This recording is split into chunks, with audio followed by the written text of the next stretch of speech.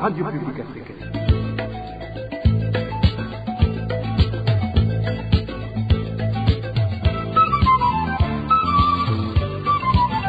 Radio Publique Africaine.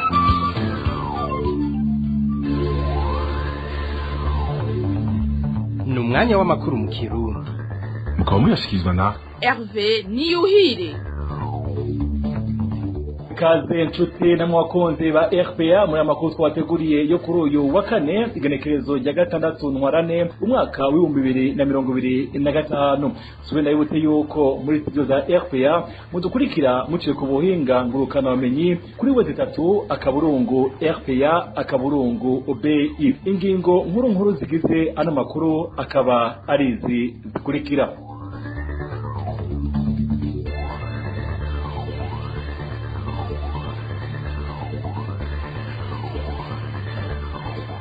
Umugambwe uri ku butegetsi CNDD FDD uri kutwara ku bwinshi ugwaruka ku rugamba mu gihugu cya Republika ya Demokarasi ya Kongo ubahendesha amafaranga. Bamwe mu basirikare bari muri ico gihugu bavuga ko abenshi mu gwaruka rw'abatutsi baricwa mu kivunga mwana makuru mwaza kuvyumva. Ibitigiri vy'abana bavuka banduye umugera wa sida bitera avyiyongera mu Burundi. Ugwaruka rwo banywa ibiyayuramutwe babitishije mu nshinge nabo nyene barageramiwe. Kubwo murinzi mu gisata cy'amagara y'abantu uba harabaye ukudebukirwa mu gisata cyo guhimiriza mu gukinga. Nayo nkuko musanzwe mumenyereye ku minsi yose ya kane ni mu rukurikirane rw'iganiro ako hambere aho tumaze iminsi tubashikiriza ku bijanye n'ingoma y'u Burundi n'amamuko y'imbibe zabwo. Uyu munsi tubashikiriza igice kigira kane arico cyanyuma mu kanya inkuru imwe ukwayo.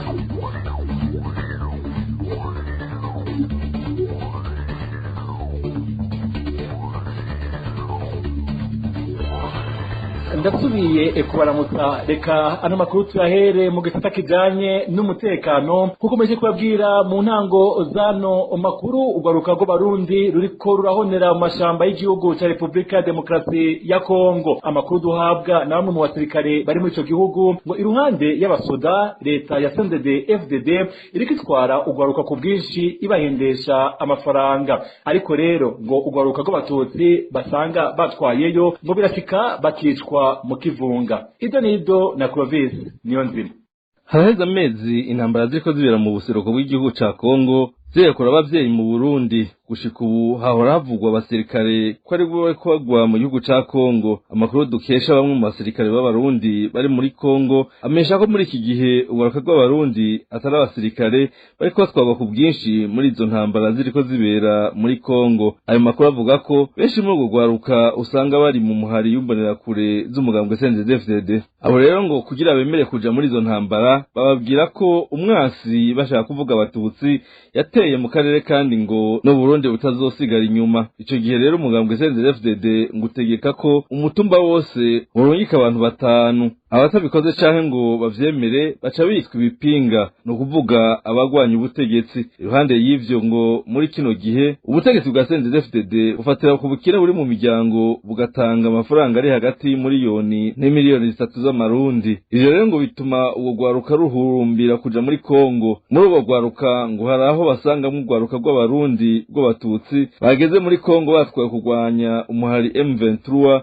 uri kugwana na leta ya Kongo. Abo rero kenshi ngo barabarobanura bakaja kwicirwa mu mashamba ya Kongo bishwe na bagenzi babo bimbonera kure canke imigwi y'abagwanyi b'abakongomani bakorana n'igisirikare ca Kongo. Mu makuru yacu hanyuma tuzogaruka kukungene ugugwaruka rutwagwa muri Kongo. Arakoze mugenzi wacu Clovis niyo nzima. Tukire mu cyo gisata nyene cyo mu mutekano ubwoba ni bwinshi muri bamwe mu banyagihugu bo muri zone Maramvya komine ya Mutimbuzi mu ntara ya Bujumbura. Bashikiriza ko hari inama ziko zirakoreshwa n'imbonerakure hamwe na bamwe mu bajejwe intwaro ku rwego rwo hasi bakanatera ubwoba abanywanyi b'imigambwe itavuga rumwe n'uri ku butegetsi ngo binjire mu mugambwe CNDD FDD.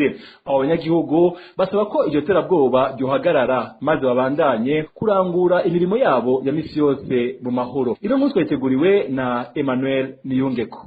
ubwo bwoba burangwa muri bamwe mu banyagihugu bo muri zone ya Maramvya komine Mutimbuzi intara ya Bujumbura buturuka ku nama zimaze imisi zitunganywa n'imbonerakure hamwe n'abajejwe intwaro ku rwego rwo hasi mu ntumbero yo guharura abatavuga rumwe n'umugambwe uri ku butegetsi bose. Abo rero ngo batega ubwoba kugira ngo binjire mu mugambwe uri ku butegetsi CNDD-FDD imbere y'uko amatora aba. Umwe mu banyagihugu bo muri zone ya Maramvya aravyigana.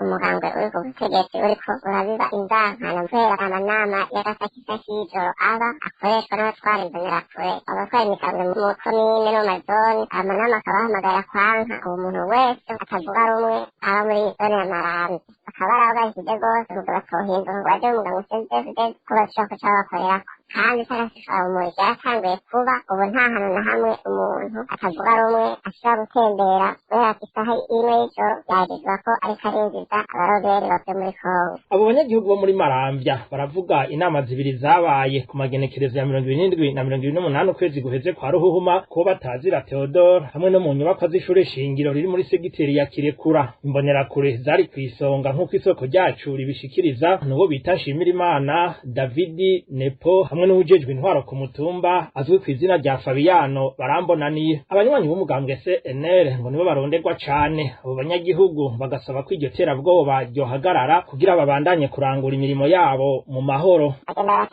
kungo berekana abaseneri ntora ibintu vyabaye nabi muri zone ya Maramvya, imitumba yose biradutera ubwoba cane cyangwa dukuramo umutima. Tukabona rero ko ivyo bintu umwana nshaka kudaniza ishombi tugatuma abantu bongera kwicwa banyurutse. Turasavye rero leta y'Uburundi haguruke kuko amaraso yasesetse ni menshi, tugomba amaraso ashobora guseseka. Kuri ivyo mu ruganda rwa radio RPA ntitwashoboye kuronka Simeo Butoyi musitanteri wa komine ya Mutimbuzi kugira ngo twumve ico bivugako. Reka dushimire na mugenzi wacu Emmanuel Niyungeko. Twananeze amakuru twateguriye mu gisata kijanye na politike. Ikigo Credeje cishinze gutsimbataza indero n'iterambere ry'ugwaruka kirajwe ishinga nuko leta y'u Burundi iriko yakoresha amabi atandukanye ugwaruka rw'imbonerakure hamwe n'imyimenyerezo ya gisirikare ikoreshwa abanyeshure mu ntara zitandukanye z'igihugu. Arsene Arakaza arongoye ikigo Credeje ahamagarira imbonerakure kutaga mu mutego w'abanyepolitike bazihenda, akongera agasaba abategetsi b'u Burundi kubahiriza agateka k'abana mu kutabakwegera mu vya politike bakiri ku ntebe y'ishure. Kurikira Arsene Arakaza arongoye ikigo Credeje. Ikigo Credeje kiratewe impungenge n'ukuntu ugwaruka rw'imbonerakure muri kino gihe ruriko rurakoreshwa mu bubisha butandukanye. Ubwa mbere ntawe utazi ko imbonerakure ziriko zirakoreshwa mu ntambara iri muri Repubulika Iharanira Demokarasi ya Kongo. Ivyo bakaba babikora batazi kuba ariko barikwegera ikaramu gashambara ku nyungu z'abategetsi b'u Burundi bariko bakamisha iyo ntambara iri mu gihugu kibanyi. Ivyo bikaba biri uko mu gihe izo mbonerakure nyene ziriko zirahabwa inyigisho z'amacakubiri hamwe no kuguhohotera abatavuga rumwe n'umugambwe uri ku butegetsi mu gihe himirije amatora, kandi bagaca banahimirizwa no kwitegurira iyo ntambara abategetsi bavuga ko iriko iramota, ibishobora gukwegera Uburundi akarambaraye atagikozwe. Ikibabaje gusumba kandi n'amakuru dufise mu ntara nka Rumonge, Cibitoke, Makamba ndetse n'ahandi aho abanyeshuri basohorwa mu mashuri bakajanwa mu myimenyerezo ya gisirikare. Ivyo tukabona ko bihushanye n'ingendo yategezwe kuranga igisata c'indero mu Burundi. Ivyo bigatuma kandi twibaza intumbero y'iyo myimenyerezo muri bihe abategetsi basanzwe bariko bakoresha imvugo zica ivutu mu Burundi. Ikigo Credeje kiboneyeho akaryo ko kuvunira akaguhu ugwaruka muri rusange, na cane cane imbonerakure ko zokwamana ntaryo zirinda abanyepolitike bazigomorera mu ngwano no guhohotera abo badasangiye ivyiyumviro. Tugasaba na leta y'u Burundi kubaha no kubahiriza uburenganzira bw'abanyeshuri muri ibi bihe vy'amatora. Wandanirize amakuru twateguriye mu gisata kijanye n'intwaro ibereye. Insiguro yatanzwe n'urongo inama yamaho ijeje kibazo c'uburimyi n'ubworozi mu nama nshinga mateka kukuntu amafaranga leta yahaye ikigo Anagesa yakoreshejwe ngo ziteye amakenga menshi. Uretse ko mu mafaranga asubiye kuri konti y'ico kigo cy'igihugu agaragaramwo igihengeri kinini cyane kirenga imiliyardi 10, n'itegeranyo c'ico yakoreshejwe kigaragaramwo amanyanga menshi. Josiane Muzaneza aragaruka kuri bimwe mu bikorwa vyakozwe birimwo igipfungu n'ubunyonyezi bweruye. amanyanga ya mbere uruganda rwa RPA rwashoboye kubona mu cegeranyo catanzwe n'umugwi w'amaho ujejwe ikibazo c'uburimyi n'ubworozi mu nama nshinga amateka y'u Burundi ahagaze kwigurwa y'imifuko yagenewe gushingura neza umwimbu w'ibigori watororokanijwe n'ikigo ca leta na JESA. Nkuko muza kuvyumva, iyo mifuko yakoreshejwe mu gihugu cose yatwaye amafaranga arenga gato umuriyaridi n'imiliyoni amajana 600 y'amarundi. Nayaguzwe imifuko imwe itekeyemwe ya PIX ni umuriyaridi 621 million 620. Ico cegeranyo kiragaruka kikavuga ko hari imifuko miki yononekaye biba ngombwa ko ihindurwa, ariko igitangaje ni ingene uburyo bwakoreshejwe buhakwa kungana n'ubwakoreshejwe mu kugura imifuko yose yakwiragijwe mu gihugu cose. Kubw'uyo mugwi w'amaho, iyo mifuko miki yagiye irononekara yaguzwe amafaranga arenga umuriyaridi ni miliyoni amajana 5. Ari naho bagiye barahindura imifuko kubera yagiye iratabuka ariko barunguruza canke mugasanga ntimeze neza, naho byatwaye amafaranga na 1 milliard 551 millions 934 775. Ubundi bunyonyezi bugaragarira muri ico cegeranyo bujanye n'amafaranga yakoreshejwe mu kunguruza umwimbu w'ibigori. Aha urongoye umugwi w'amaho atangura avuga uburyo bwakoreshejwe mu kugura igitoro hamwe no guhemba abakozi bakoreshwa muri uwo mugambi. Ayaguze igitoro cyo kujya gukurikirana ni 64 millions 770 455. Hariho n'ayahembwa abakozi ba SIAP bari mu ntara, hariho abasanzwe bakurikirana amastoke buri mwanya n'abazamu nabo nyene angana 1 miliyari 949 millions 900. Ugerageje kuraba amafaranga y'igitoro yakoreshejwe mu mwaka wose wa 2024 ukayateranya n'imishahara yahembwa abakozi kuva ku ndongozi gushika ku banyezamu, usanga yakoreshejwe mu kwimura uyo mwimbu muke wungururijwe ahandi kubera ubwinshi bwawo butari buhwanye n'ibigega bari wagenewe, aruta kure niyo uburyo bwakoreshejwe mu kushikana mu bigega byo mu gihugu cose, kuko mu kunguruza umwimbu wose no guhemba abakozi hakoreshejwe imiliyaridi 2 miliyoni 14 mu gihe kunguruza muke wacitse ko byatwaye imiliyaridi 2 n'imiliyoni 100. Harageze igihe mu makomine mazone ibigega birengerwa ari naho baca bafata ingingo yo kubyunguruza babijana muri ayo mastoke twavuga ko bise region byatwaye 2 miliyari 100 miliyoni 955,312. Akandi kamaramaza kari ku mafaranga bivugwa ko yagiye arakatwa ni banki nkuru BRB kubera ko ari yibitse ubwo buryo ico bita frais de retenue bancaire mu kinyamazuru. Aha urongoye umugwi w'amaho yavuze adahiga imangati. Hariho n'amahera rero akatwa banke ikata frais de retenue bancaire 9 millions 554,600 francs. Kuri ibi vy'ugukata amasoko ya RPA mu mabanki atandukanye y'ubudandaji amenyesha ko ivyo ataho vyakabonetse mu banki ikata amafaranga arenze ibihumbi 10 ku kwezi, kiretse y'umukiriya yisabiye kuja muco bita VIP mu ntumbero yuko yoroherezwa mu kuronswa amafaranga abakeneye atarinze gutonda umurongo. Aho naho baraheza bagakata ibihumbi 50 ku kwezi, bisigura ko mu muce wa mbere hakatwa ibihumbi 120 mu gihe uyo muce wa VIP ukatwa ibihumbi 600 ku mwaka. Umuntu akibaza ingene ya JESA yakatswe miliyoni zirenga 9 mu mwaka umwe gusa, kandi konti yayo iri mu banki y'igihugu BRB. Ahandi twabonye habereye ubunyonyezi ni mu gukota ibigega, ivyo ngo bikaba byabaye ngombwa kubera ko ivyari bitegekanijwe ivyari bike cyane. Uburyo bwakoreshejwe mu gukota ivyo bigega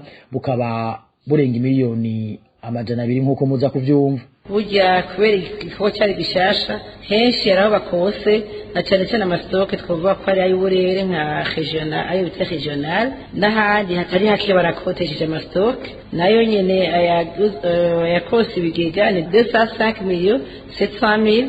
Naho ariko urongoye uwo mugwi w'amaho aragaruka akavuga ko anajesa iheraniye abanyagihugu amafaranga arenga imiliyaridi 9. Igitangaje akaba ari uko muri izo miliyaridi hagarukamo yo gukota vya bigega bavuze ko barihiye miliyoni zirenga amajana 2. Anajesa hariho amahera itaraheza kuriha, baratubwiye na cyane cyane nk'abo bakoteye amastoke ububiko, hariho n'ibindi bikoresho byo byarahawe Anajesa bitararihwa, ari naho twabishize mu karongo gatukura kuko ngo baheraniye bene gihugu babahaye ibyo bintu 9 miliyari 851 millions 183,657. Mbega none bigenda gute ngo umugwi w'abashinga amateka barungitswe kuja kugenzura ibikorwa vya Anajesa ntiwigera ubaza ivyo bikoresho vyatwaye miliyaridi 9 ivyo ari ivyo ico bikoze ibikoresho nka vyose vyankenerwa biri mu cegeranyo catanzwe n'uyo mugwi wamaho kandi ikigaragara nuko uburyo bwaguze ivyo bikoresho atari buke kandi bwasohotse. Ayaguzwe iminzane angana na 131,250,000. Ayaguzwe imiti yica ubukoko ni 2,883,445,000. Ayaguzwe ibitanda byo gushirako imifuko y'amaparete ni 2,49,800,000. Ayaguzwe ibikoresho bito bito twatundi turako vyumye amahema ubuyungiro ari kuri 51,700,000. Mu makuru yacu yo hanyuma tuzobayagira ku yandi manyanga hishije ubunyonyezi yakozwe n'ishirahamwe ya Najesa. Arakoze na mugezi wacu Josiane Muzaneza. Mukanya turananiza amakuru twateguriye mu gisata kijanye n'amagara y'abantu.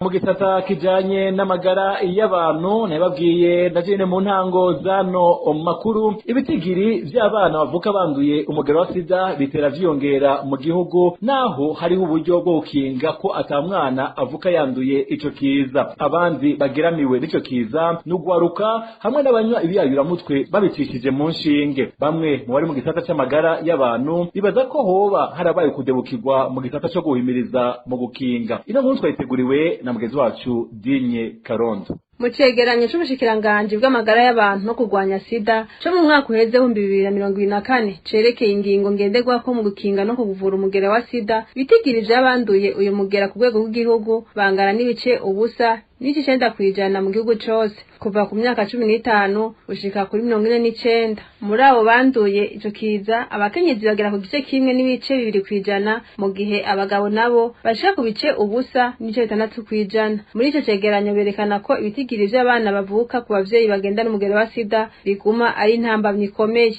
bigeze ku bice 12.3% mu gihe ivyo bitigiri vyategereza kuba munsi bice 5%. Ikindi nuko berekana ko imigwi y'abantu ibangamiwe n'umugera wa sida naho ni bitigiri ari vyinshi. Muri iyo migwi abakenyezi bari ku bice 31 n'ibice ubusa kwijana mu gihe abagabo ari bice 5 n'ibice 9%. Ku mugwi naho wabanywa ibiyayuramutwe bakoresheje inshinge bageramiwe no kwandura uwo mugera kugeza ku rugero rw'ibice 14 n'igice kimwe kwijana. Naho biruko hariho vyinshi vyaranguwe nk'uko tubisanga muri ico cegeranyo cerekeye kurwanya sida co mu mwaka 2024 yaba mu kuvura canke mu gukinga. Ibice 99 n'ibice 9% vy'abagendana umugera wa sida bahabwa imiti bibafasha gufufahaza, muri bo 93% ibipimo vyabo vyerekana ko mu maraso umugera utakigaragara. Ikindi nuko abakenyezi bibungenze bagendana umugera wa sida bashika ku bice 82% bahawe imiti ifasha gukinga umwana kugira ntiyandure. Mu ntumbero gukomeza kugwanya ico kiza ca sida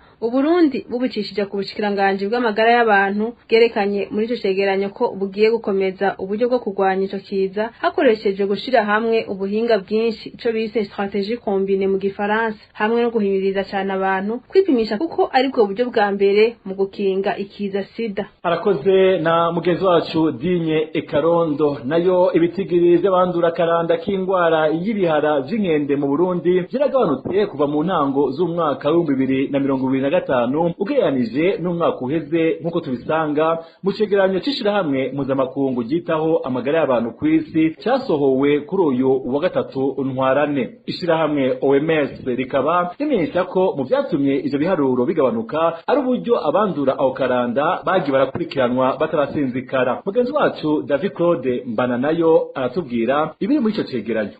Ibiharuro bitangwa n'iryo shiramwe gita amagara y'abantu kw'isi zerekana ko kuva mu mwaka w'ibihumbi 2025 utanguye abandura karanda k'ingwara y'ibihara vy'inkende bagabanutse ku bice 95% mu kiringo c'indwi 9 zitangura uyu mwaka. Mu ndwi ihereza itariki ya 26 Ruhuma uyu mwaka abantu 21 nibo bemejwe ko banduye iyo ngwara, aho abagera kuri 222 aribo bari bemejwe mu ndwi yo kwa 21 kugeza 27 Gitugutu mu mwaka wa 2024. Iryo gabanuka ry'abandura iyo ngwara rikaba ryaratumwe hanini nuko abakora mu gisata c'amagara y'abantu bafashwe mu mugongo na OMS bashoboye gukurikirana hakiri kare abanduye ako karanda. Kuva Burundi butangaje ko ingwara y'ibihara vy'inkende yashitse mu Burundi kwa 25 ukwezi kw'indwi mu mwaka uheze, ku bagwayi 3,568 bari banduye iyo ngwara 3,420 barakize abagera ku 147 akaba aribo bakiri mu bitaro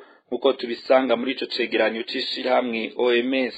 Gushika uyu munsi Uburundi bukaba buharura umuntu umwe gusa yahitanwe n'iyo ngwara. Abajejwe amagara y'abantu bafashwe mu mugongo na OMS bakaba babandanya gushira inguvu mu kugwanya iyo ngwara hamwe no kwita ku bamaze kwandura. Amakuru atangwa n'ubushikiranganji bw'amagara y'abantu akaba avuga ko uburere bukibangamiwe n'iyo ngwara ari igisagara ca Bujumbura ahari ibice 60% z'abagwaye iyo ngwara, ngo bikava hanini ko ababa muri ako gace badakurikiza impanuro zo kwirinda iyo ngwara.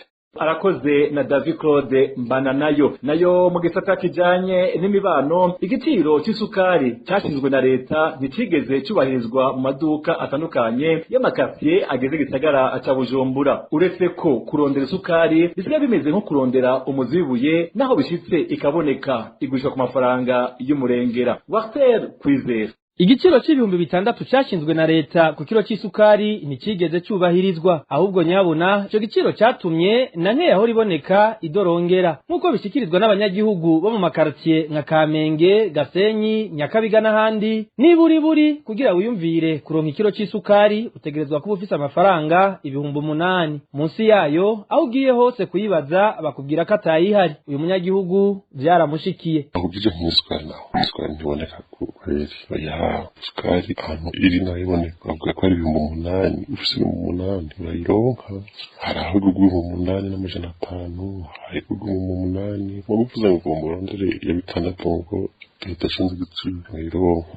Muri kino gihe benshi mu bihereza isukari basaba leta gukurikirana neza ikaraba ko ibiciro yashinze vyubahirizwa, ndetse ikanahana uwo wese yikikamukiza mu kwidandaza ukavyiyumviriye. Abantu benshi batabona usanga batabona basaba leta yuko yo kubahiriza ibiciro, amagafata ingingo ku bantu basanzwe batuza ibiciro mu gihe leta itadugije. Ivyo rero biruko mu gihe haheze igihe n'abajejwe intwaro bazi ico kibazo cyo kutubahiriza ibiciro kuri iyo sukari, ariko ntihagire igihinduka. Uruganda rwa RPA ntiturashobora kuronka abo mu bushikiranganji bw'ubudandaji kugira batanga umuco kuri ico kibazo. Reka dushimire na mugenzi wacu Walter Kwizera. Munakanyamuneza ntangere ku banyagihugu bo muri zone Nyakabiga quartier ya 2 n'iya 3 mu gisagara ca Bujumbura, ni nyuma yaho basubiriye guhabwa umuyaga nkuba kwibarabara benshi bita Avenue de la République mu ntango zindwi turimwo. Abo banyagihugu bakaba bari bamaze amezi arenga 3 bari mu kizima, ivyahura bibatera ubwoba na cyane cyane mu masaha y'ijoro. Muri kino gihe rero bashimira ishirahamwe Regideso kuba byasubiye kubaronsa umuyaga nkuba. Mu rukurikirane rw'iganiro ako hambere tumaze iminsi tubashikiriza ku bijyanye n'ingoma y'u Burundi n'amamuko y'imbibe zabwo, uyu munsi tubashikiriza igice kigira 4 arico ca nyuma. Innocent Valente sigira nkabo n'umutumire wiwe baratubwira vyinshi bijyanye n'intara ya bugufi n'ingene u Burundi bwanyazwe iyo ntara kubera ubukoloni bw'abazungu.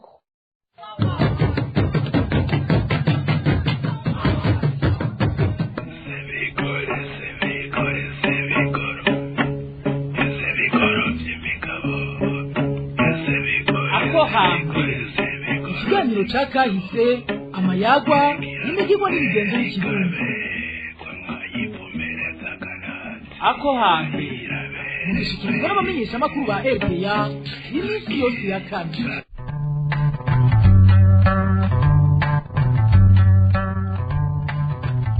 Nshuti bagenzi muriko muratwumviriza, nitwa Innocent Valentin singira nkabo, nkaba ndabaramukije nongera ndabaha ikaze mu kigabane ako hambere cyo kuri uyu wa 6 Ntwarante 2025. Nk'uko twabibamenyesheje mu kiganiro giheruka, uyu munsi tubashikiriza ibijanye n'intara ya bugufi umwami Ntare Rugamba yagwaniye n'ingene Burundi bwatakaje iyo ntara. Imbere yuko tuja mw'idonido ry'ikiganiro, umutumire wacu Ernest Habimana yanonosoye ibijanye na kahise atangura tubwira ko intara ya bugufi yabanje kugwanirwa n'umwami Ntare Rugamba mu mwaka w'1850 ica yegukira Burundi. Ntare Rugamba ni umwami umwe mu bami bari bakomeye cyane Burundi bwagize, azwi cyane kuba yaraguye ubwami bw'Uburundi. Nawe Ntare Rugamba yatwaye mu 1796 kugera mu mwaka w'1850. Mu bice umwami w'Uburundi Ntare Rugamba yashoboye kwigarurira twoshobora harimwo ubugufi nabwo ni igice kiri muri Tanzania y'ubu. Ubugufi bwegukiye Uburundi ku gihe cya Ntare Rugamba mu 1850. No kuvuga ko rero ico gihe abantu bose bo mu bugufi bashengera ibwami bakagabwa bakongera bakaganzwa n'umwami. Rero nyuma y'urupfu rwa Ntare Rugamba ubugufi bwahavuye buja mu kindi gihugu bwegukira Tanzania. Ariko umuntu agomba kwibaza ni igiki, ni izihe mvo zatumye Uburundi butakaza ubugufi.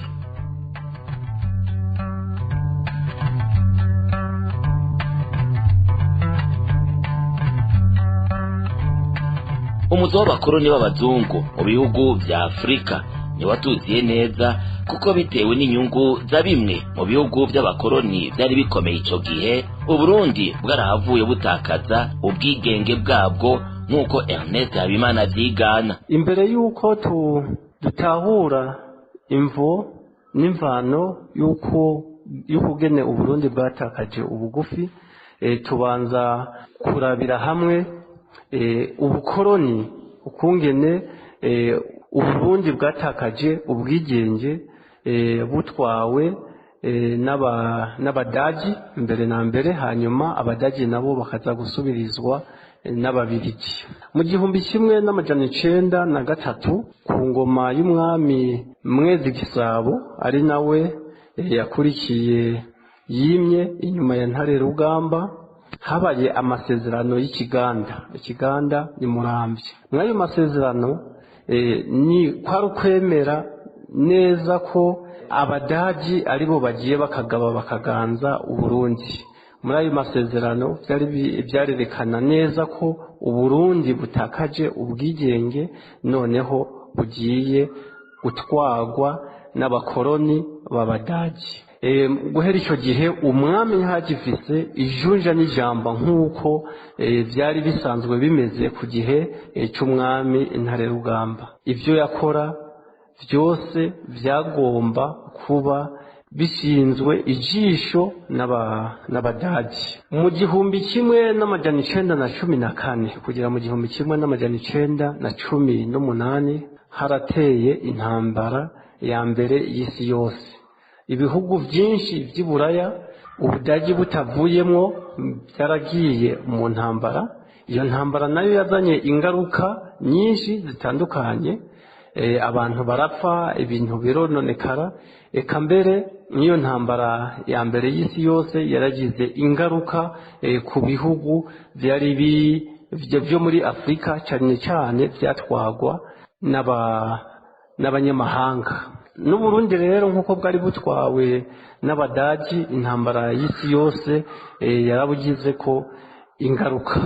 Ni ukuvuga yuko abadaji bamaze gutsindwa, byabaye ngombwa yuko bahava, ari naho inama y'ibihugu byo ku isi yategeka yuko Ububirigi aribwo burabirira bufasha u Rwanda n'Uburundi. Muri icyo gihe rero ni ukuvuga yuko Ububirigi bwari buri aha hakurya muri Kongo iharanira demokarasi ya Kongo. Ubu Ababirigi bari bahari, baciye bafata igice cy'Uburundi n'igice cy'u Rwanda. Aho rero muri icyo gihe ubugufi bwari bukiri igice cy'Uburundi. Igihugu cy'Ubudagi kimaze gutsindwa mu ngwano y'isi yose, Uburundi bwaciye bwegukira igihugu cy'Ububirigi. Ico naco nticyahigimanze mu gutanga ubutaka bw'Uburundi kubera ibarabara ry'indaraye ryagomba ryubakwe n'abakoroni b'Abongereza.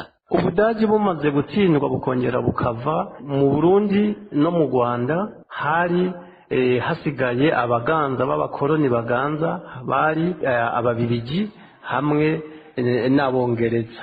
Rero ababirigi n'abongereza barumvikanye ukungene bashinga imbibe bivanye n'imigambi yabo bafise ku bihugu basanzwe batwaje igikenye. Aho rero ubwongereza bwari bufise umugambi wo kubaka ibarabara ry'indarayi rihera i Kairo mu Misiri kugera muri Afurika y'Epfo.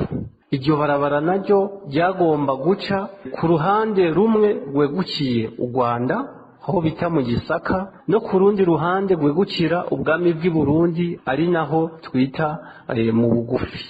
Ariko ibyo bice navyo byari ibice by'u Burundi n'u Rwanda vyegukiye ku Bubirigi.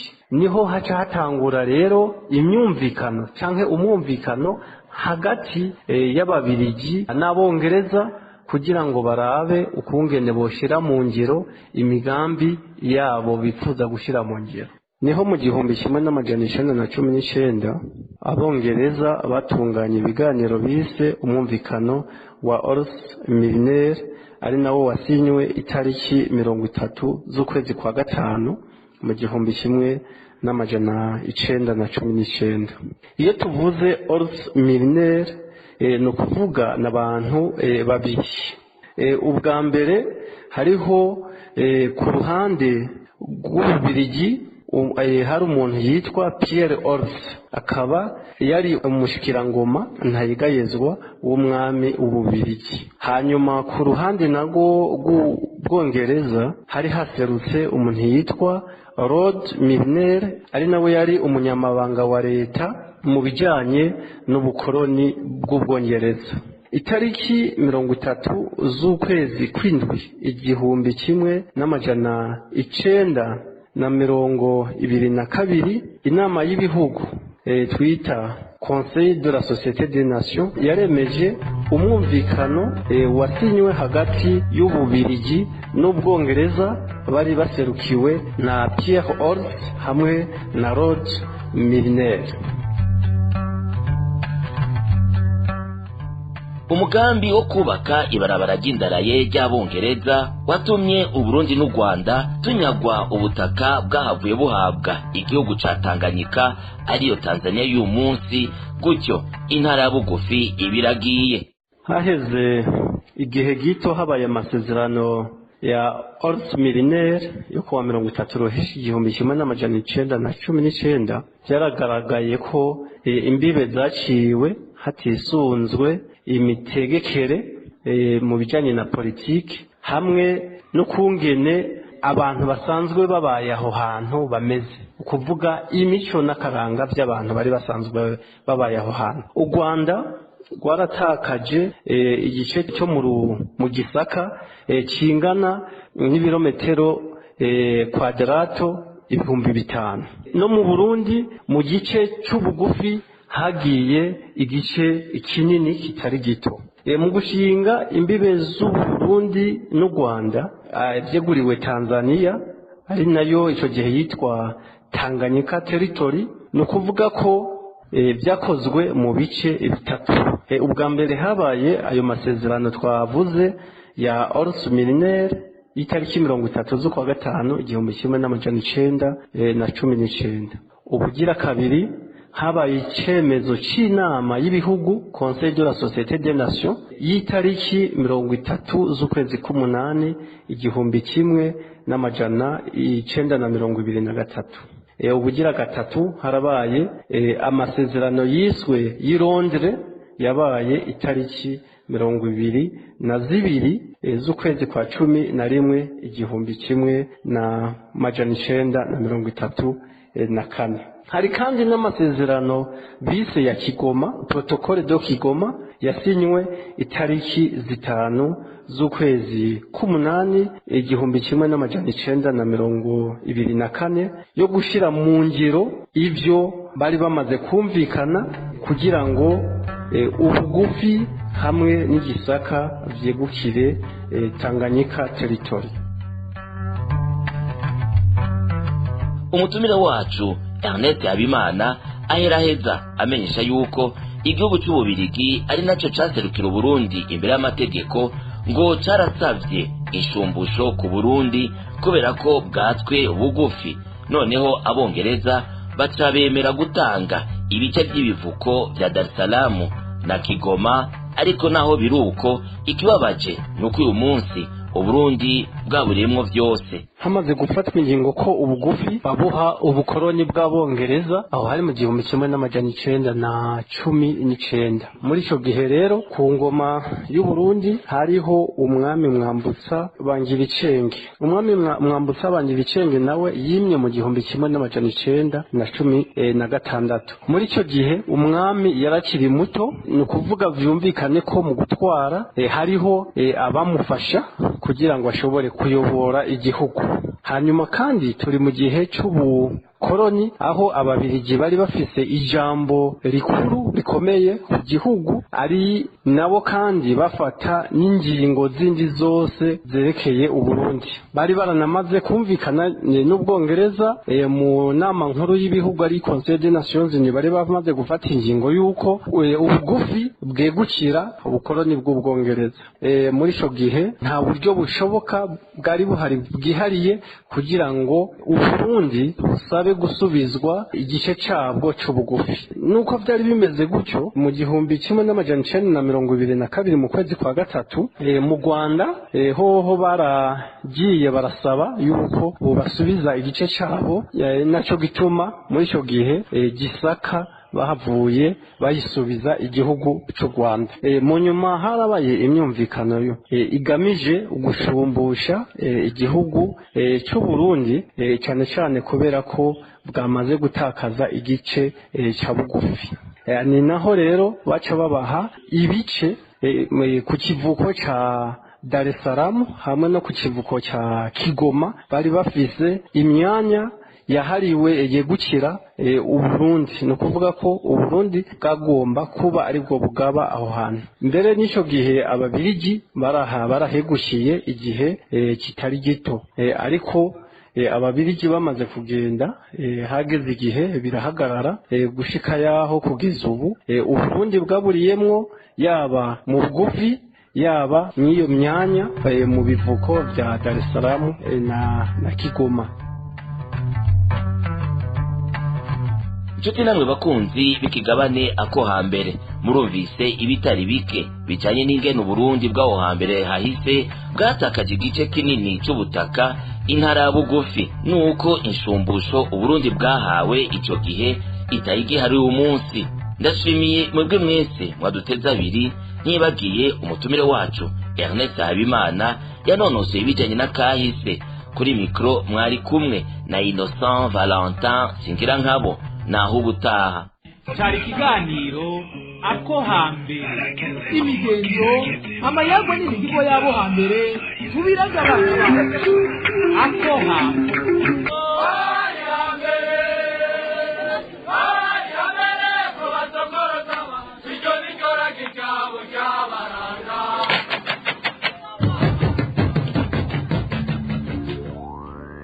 Arakoze na mugezi wacu Innocent Valentin Singirankabo. Nino ngaha nshuti bakunze ba RPA amakuru twateguriye aciye agarukira. Mwakoze mwebwe mwese mwabiteze yompi, bakoze bagenzanje bari mu ruganda rwo kumenyesha amakuru bafashije gusorokanya ano makuru. Reka nshimire kandi na bagenzanje bari mu buhinga bw'ivyuma bo bagize ibishoboka byose kugira amajwi ashobore kwashikira neza atagatotsi. Hervé Niwihire nako ndabashikiriza, ndabasezeye ndayifuriza kuranirwa mu banyu no mu byanyu na gahwana.